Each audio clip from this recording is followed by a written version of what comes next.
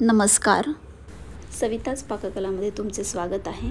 तर आज आपण बनवणार आहोत पौष्टिक लाडू। त्यासाठी लागणार आहे 1 किलो खोबरं, अर्धा किलो खारीक, 100 ग्रॅम मखाना। मखाना कुठलाही आणू शकता तुम्ही, मी राजभोगचा मखाना आणलाय। अर्धा किलो खजूर, साधारण अर्धा किलो मऊ खजूर घ्या, कडक खजूर घेऊ नका जास्त। आणि हा आहे 150 ग्रॅम डिंक। तर डिंक ही आपण छान तुपामध्ये तळून घेणार आहे। तुम्हाला वाटलं तर तुम्ही तेलातही तळू शकता, काहीच हरकत नाही। आता आपण घेतलेला आहे मखाना। तर मखाना स्वच्छ निवडून भाजून घ्या। तर बघा, हा मी छान खमंग भाजून घेणार आहे। मखाना आपण यासाठी भाजत आहोत की त्याची मिक्सरला बारीक पावडर होते, जी पावडर आपल्याला लाडूमध्ये घालून मिक्स करायला खूप सोपी जाते। म्हणून मखाना छान भाजून घ्या आणि भाजून झाल्यानंतर थंड करा। थंड झाला की मग तो मिक्सरला बारीक करा, म्हणजे त्याची खूप छान बारीक पावडर तयार होते। तर बघा, आपला पहिला लॉट भाजून झालेला आहे। आता आपण भाजणार आहोत दुसरा लॉट। असे कमी कमी लॉटमध्येच भाजून घ्या की जेणेकरून तो व्यवस्थित भाजला जातो।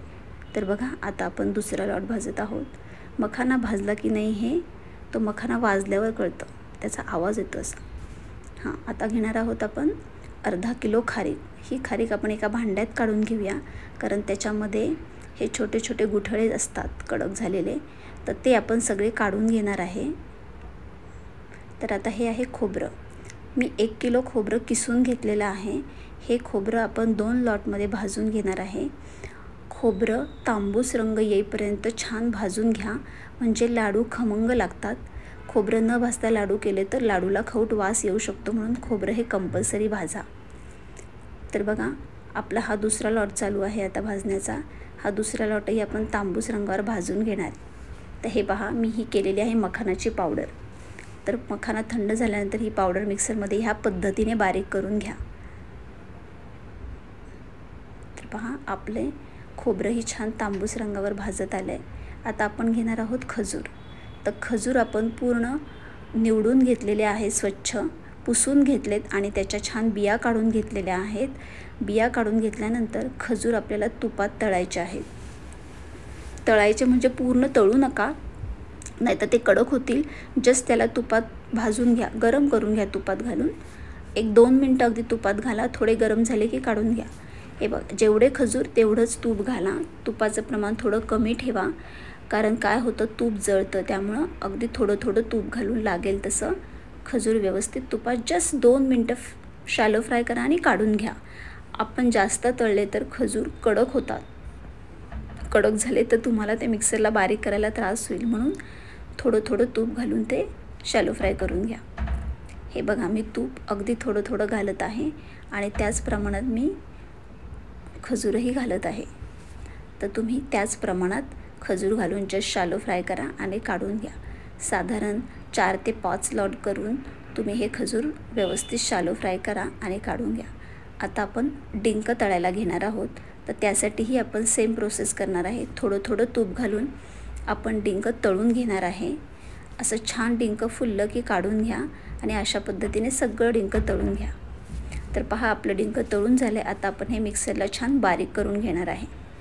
तर मिक्सरला सगळं डिंक बारीक करून घेतल्यानंतर हे तुम्ही बघू शकता, आपण मिक्सरला डिंक बारीक करून घेतलं आहे। तर आता हे डिंक बारीक केल्यानंतर फक्त एक गोष्ट होते की काही डिंक हे अख्खं राहतं त्याच्यामध्ये, अगदी 2-4 डिंक असे निघतात।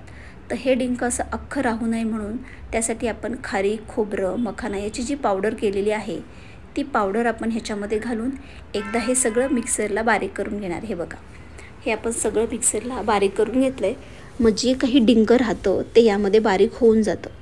आणि खजूर पण आपण ह्याच्यामध्ये मिक्स करून बारीक करून घेणार आहे। थोडे थोडे खजूर खारीक खोबऱ्याच्या पावडरमध्ये घाला आणि ते मिक्सरला छान बारीक करून घ्या, म्हणजे सर्व मिश्रण एकजीव व्हायला मदत होते। तर हे सर्व मिश्रण आता आपण एकत्र करून घेणार आहे। हे पहा, हे सर्व मिश्रण मी एकत्र करून घेतलेलं आहे।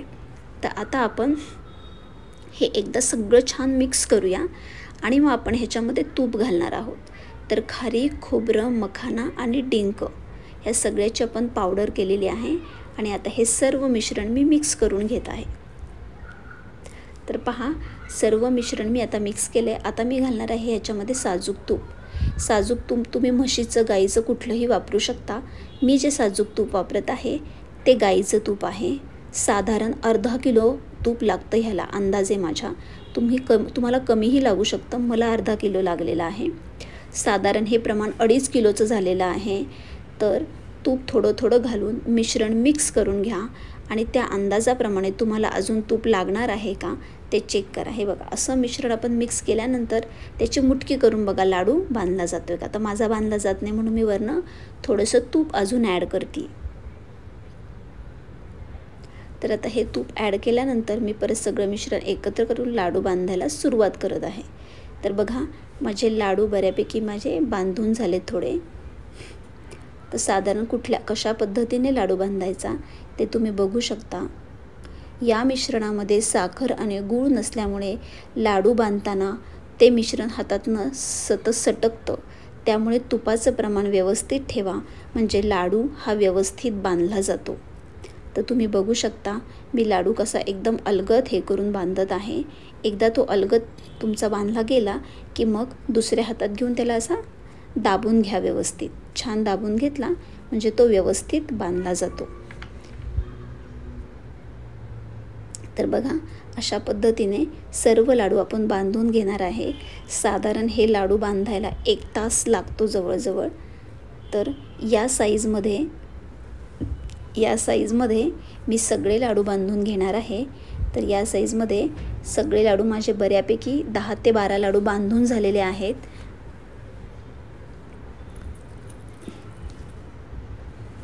तर हे लाडू बांधल्यानंतर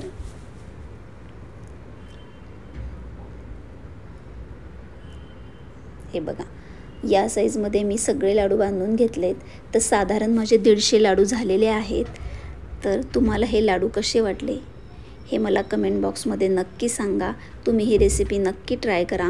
तुम्हाला हा व्हिडिओ आवडला असल्यास चॅनलला लाईक, शेअर, सबस्क्राईब नक्की करा.